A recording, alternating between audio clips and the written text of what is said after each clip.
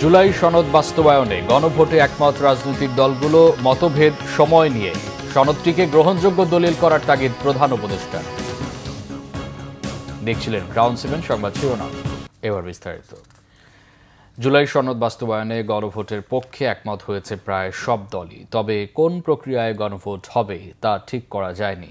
একই সঙ্গে আসন্ন জাতীয় নির্বাচনের দিনই গণভোট হতে পারে বলে মত দিয়েছে বেশিরভাগ দল। তবে জামায়াতে ইসলামী বলছে একই দিন জাতীয় নির্বাচন ও গণভোট হলে জনমনে দ্বিধা তৈরি হতে পারে।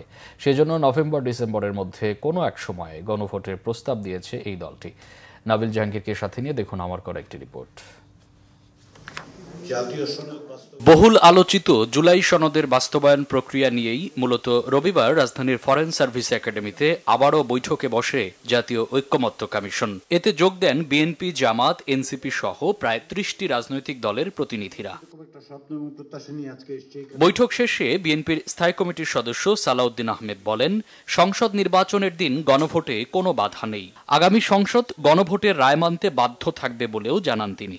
জুলাই জাতীয় সনদকে পুরোপুরিভাবে যেভাবে আমরা ঐক্যমত্য হয়েছি উইথ নোট অফ ডিসেন্ট কিছু কিছু ক্ষেত্রে সেটা বাস্তবায়ন করতে নেক্সট পার্লামেন্টের সমস্ত সংসদ সদস্যগণ বাধ্য থাকবে যদি জনগণ তার পক্ষে রায় দেয়। তো সেই জন্য একই সংসদ নির্বাচনের দিন একই দিনে আমরা আরেকটা আলাদা ব্যালেটে সেই জুলাই জাতীয় সনদের পক্ষে জনরায়টা নেওয়ার জন্য বলেছে, সেটাই রেফারেন্ডাম। এই রেফারেন্ডাম অনুষ্ঠানের জন্য আমাদেরকে কনস্টিটিউশনে কোনো অ্যামেন্ডমেন্ট আগে আনতে হবে না। তবে এর বিরোধিতা করে 106 অনুচ্ছেদ ব্যবহার করে বিচার বিভাগের পরামর্শ নিলে ভবিষ্যতে তা চ্যালেঞ্জের মুখে পড়তে পারে বলে মত দেন জামাত নেতারা। গণভোট জাতীয় নির্বাচনের আগেই চায় দলটি।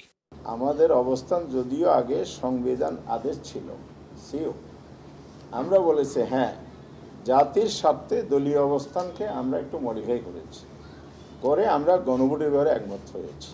এবং এটাও আমরা বলেছি, এই গণভোটের রেজাল্ট যদি আমাদের বিপক্ষ যায় আমরা এখানে ছাড় দেব। জাতির রায়, জনগণের রায়কে আমরা মেনে নেব। এদিকে সংবিধান আদেশের মাধ্যমে গণভোট চায় এনসিপি। একই সঙ্গে আগামী সংসদকে দুটি দায়িত্ব নেয়ার কথাও বলছে তারা। আজকে আমরা কমিশনকে বলেছি যে এই যে বিভিন্ন রাজনৈতিক দল যে কথাগুলো বলল, ভাষাগত ভিন্নতা বাদ দিলে মোটামুটি স্পিরিটের দিক থেকে সবাই এক জায়গায় এসেছে যে জুলাই সনদের আইনি ভিত্তি এবং সাংবিধানিক ভিত্তি দিতে হবে। এই স্পিরিটটাকে কমিশন এখন পরবর্তী সভায়, সেটা আগামীকালকে হোক কিংবা পরশু দিন হোক, তারা চাইলে এক পাতায় একটা ডকুমেন্ট, একটা প্রস্তাব আমাদের সামনে নিয়ে আসতে পারে। তাহলেই কিন্তু আলোচনাটা একটা শেষের দিকে বা পরিণতির দিকে যাবে। অন্যান্য দলের প্রতিনিধিরাও জুলাই সনদ বাস্তবায়নে গণভোটের পক্ষেই মত দেন। তবে বিশেষ কয়েকটি দলকে গুরুত্ব দেওয়া হচ্ছে বলে অভিযোগ কোনো কোনো দলের।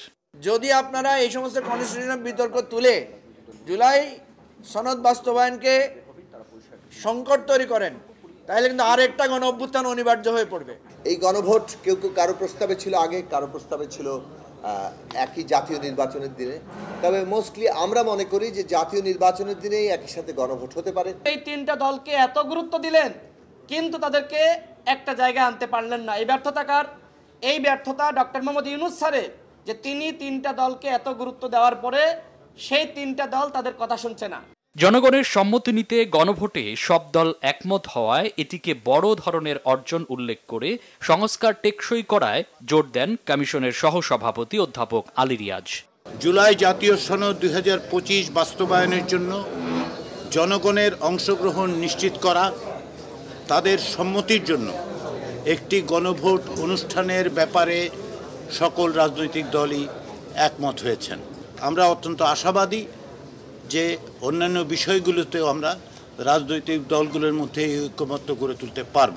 কয়েকদিনের মধ্যেই চূড়ান্ত সনদ সরকারের কাছে দেয়া সম্ভব বলে কমিশনের সহসভাপতি জানিয়েছেন। মামুন আব্দুল্লাহ, বাংলাভিশন, ঢাকা। জুলাই সনদকে গ্রহণযোগ্য করা এবং এর বাস্তবায়ন প্রক্রিয়া দ্রুত এগিয়ে নেয়ার তাগিদ দিয়েছেন প্রধান উপদেষ্টা ডক্টর মোহাম্মদ ইউনূস। গতকাল রাষ্ট্রীয় অতিথি ভবন যমুনায় জাতীয় ঐক্যমত্য কমিশনের বৈঠকে এই তাগিদ দেন তিনি। প্রায় ঘণ্টাব্যাপী বৈঠকে জুলাই সনদের বিষয়বস্তু ও এর বাস্তবায়ন পদ্ধতি নিয়ে রাজনৈতিক দলগুলোর মনোভাব ও ঐক্যমত্য কমিশনের অবস্থান সম্পর্কে সভাকে অবহিত করা হয়। বৈঠকে কমিশন সভাপতি ও প্রধান উপদেষ্টা প্রফেসর মোহাম্মদ ইউনূস ঐক্যমত্য কমিশনের কাজের অগ্রগতিতে সন্তোষ প্রকাশ করেন। কমিশনের সহসভাপতি অধ্যাপক আলী রিয়াজ বলেন, ঐকমত্য কমিশন সকল রাজনৈতিক দল থেকে ব্যাপকভাবে সহযোগিতা পেয়েছে। এছাড়া গণমাধ্যমগুলো ঐকমত্য কমিশনকে অকল্পনীয় সমর্থন দিয়েছে। কমিশনের কাজের চূড়ান্ত অগ্রগতি সম্পর্কে দ্রুততম সময়ের মধ্যে তাকে জানানোর নির্দেশ দিয়েছেন প্রধান উপদেষ্টা। বিএনপির ভারপ্রাপ্ত চেয়ারম্যান তারেক রহমান জানিয়েছেন, নির্বাচনের আগেই দেশে ফিরে আসবেন তিনি। বলেন, জুলাই আন্দোলনের মাস্টার মাইন্ড দেশের জনগণ। বিবিসি বাংলাকে দেয়া এক সাক্ষাৎকারে এই কথা বলেন বিএনপির ভারপ্রাপ্ত চেয়ারম্যান। রাজনীতি যখন করি, আমি একজন রাজনৈতিক কর্মী হিসেবে স্বাভাবিক নির্বাচনের সাথে রাজনৈতিক দল, রাজনৈতিক কর্মীর একটি ওতপ্রোত সম্পর্ক। কাজেই যেখানে একটি প্রত্যাশিত, জনগণের প্রত্যাশিত নির্বাচন হবে, সেই নির্বাচনের সময় কেমন করে দূরে থাকব? আমি তো, আমার সর্বোচ্চ চেষ্টা থাকবে, ইচ্ছা থাকবে, আগ্রহ থাকবে সেই প্রত্যাশিত নির্বাচন জনগণ চাইছে, সেই প্রত্যাশিত নির্বাচন যখন অনুষ্ঠিত হবে জনগণের সাথে, জনগণের মাঝেই থাকবো ইনশাল্লাহ। সরকারেরও বিভিন্ন ব্যক্তির কাছ থেকেও তো অনেক সময় অনেক শঙ্কার কথা বিভিন্ন মাধ্যমে, বিভিন্ন মিডিয়াতে প্রকাশিত হয়েছে।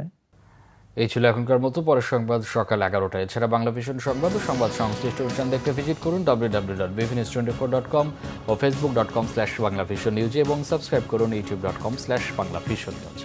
এতক্ষণ সাথে থাকায় অসংখ্য ধন্যবাদ।